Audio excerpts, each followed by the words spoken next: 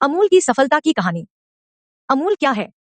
अमूल भारत का एक प्रसिद्ध डेयरी सहकारी आंदोलन है, जिसकी शुरुआत 1946 में गुजरात के आणंद शहर में हुई थी। यह गुजरात सहकारी दुग्ध विपणन संघ लिमिटेड (GCMMF) नामक सहकारी संस्था द्वारा संचालित एक ब्रांड नाम है। अमूल के कुछ मुख्य पहलू। 1. सहकारी स्वामित्व। अमूल की डेयरी और उत्पादों का स्वामित्व और संचालन लगभग 26 लाख दुग्ध उत्पादकों द्वारा किया जाता है, जो इसके सदस्य हैं। 2. किसानों का सशक्तिकरण। अमूल ने किसानों को बेहतर आय प्रदान करके और उन्हें डेयरी प्रबंधन में भागीदारी देकर सशक्त बनाने में महत्वपूर्ण भूमिका निभाई है। 3. विविध उत्पाद। अमूल दूध, दही, पनीर, घी, मक्खन, आइसक्रीम और चॉकलेट सहित विभिन्न प्रकार के डेयरी उत्पादों का उत्पादन और विपणन करता है। 4. विज्ञापन। अमूल अपने विनोदपूर्ण और सामाजिक मुद्दों पर आधारित विज्ञापनों के लिए जाना जाता है, जिन्हें अमूल गर्ल्स द्वारा चित्रित किया गया है। 5. सफलता। अमूल भारत में सबसे भरोसेमंद ब्रांडों में से एक बन गया है और अंतर्राष्ट्रीय स्तर पर भी इसकी सराहना की जाती है। अमूल का इतिहास। अमूल की कहानी एक छोटे से गांव से शुरू होती है और इसने भारतीय दुग्ध उद्योग में एक अभूतपूर्व परिवर्तन लाया है। अमूल आनंद मिल्क यूनियन लिमिटेड की स्थापना 1946 में गुजरात के आनंद जिले में हुई थी। यह कहानी है किसानों के एक सहकारी आंदोलन की, जिसने न केवल दूध उत्पादन को बढ़ावा दिया, बल्कि लाखों ग्रामीण परिवारों को आर्थिक स्वतंत्रता भी प्रदान की। 1940 के दशक के मध्य में भारत में दुग्ध उत्पादन और वितरण की स्थिति काफी खराब थी।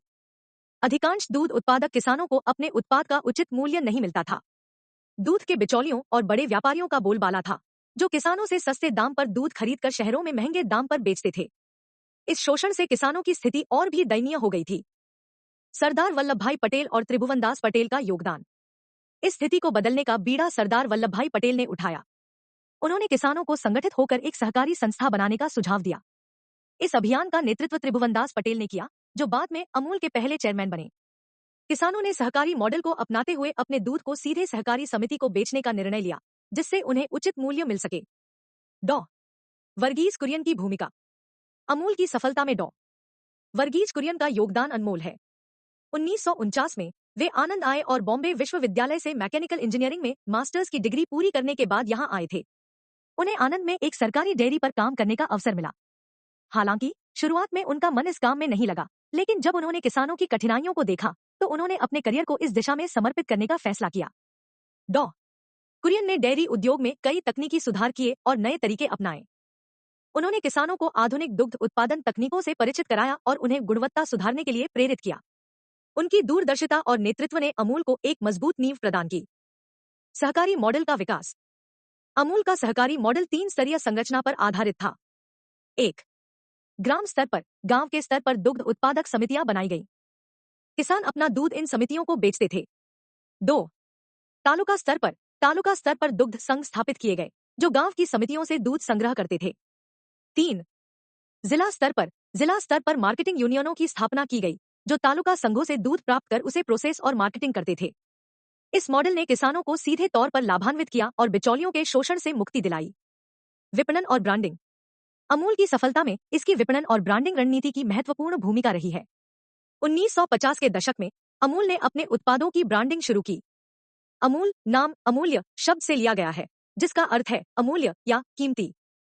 1966 में अमूल ने विज्ञापन एजेंसी डाकुना कम्युनिकेशंस के साथ मिलकर अमूल गर्ल का कैंपेन शुरू किया।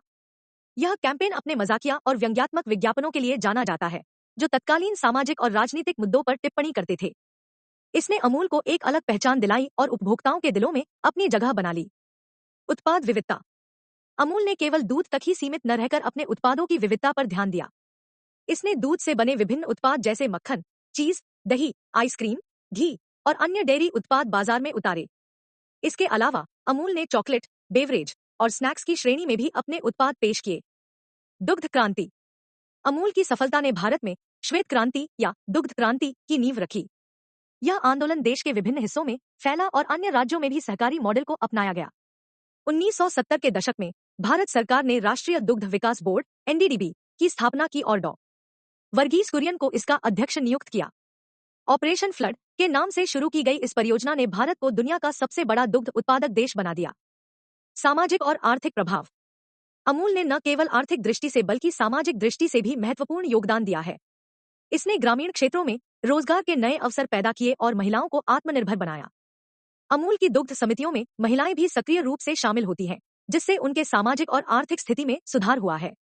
चुनौतियां और सफलता। अमूल की यात्रा में कई चुनौतियां आईं, लेकिन इसके नेतृत्व ने हर बार उन्हें सफलता में बदल दिया। जैसे जैसे प्रतिस्पर्धा बढ़ी, अमूल ने गुणवत्ता और नवाचार पर जोर देकर अपनी स्थिति को मजबूत किया। इसके अलावा कंपनी ने अपने विपणन और वितरण नेटवर्क को भी मजबूत बनाया। आधुनिक समय में अमूल। आज अमूल न केवल भारत में बल्कि अंतर्राष्ट्रीय बाजार में भी एक प्रमुख ब्रांड है। इसके उत्पादों की गुणवत्ता और विश्वास के कारण अमूल ने वैश्विक स्तर पर भी अपनी पहचान बनाई है। कंपनी ने डिजिटल मार्केटिंग और ई कॉमर्स प्लेटफॉर्मों का उपयोग कर अपने उत्पादों को उपभोक्ताओं तक पहुंचाया है। निष्कर्ष। अमूल की सफलता की कहानी एक प्रेरणादायक गाथा है, जो यह सिखाती है कि यदि सही दृष्टिकोण, मेहनत और लगन हो, तो किसी भी चुनौती को पार किया जा सकता है। अमूल ने न केवल भारतीय दुग्ध उद्योग में क्रांति लाई, बल्कि लाखों किसानों को आर्थिक स्वतंत्रता और आत्मनिर्भरता की दिशा में प्रेरित किया। इस कहानी से यह स्पष्ट होता है कि सामूहिक प्रयास और सहकारी आंदोलन किस तरह समाज में बदलाव ला सकते हैं। अमूल ने साबित किया कि अगर सही नेतृत्व, दृष्टिकोण और समर्पण हो, तो कोई भी सपना साकार हो सकता है। अमूल की यात्रा हर भारतीय के लिए गर्व की बात है और यह कहानी हमें प्रेरणा देती है कि हम भी अपने क्षेत्र में नई ऊंचाइयों को छू सकते हैं।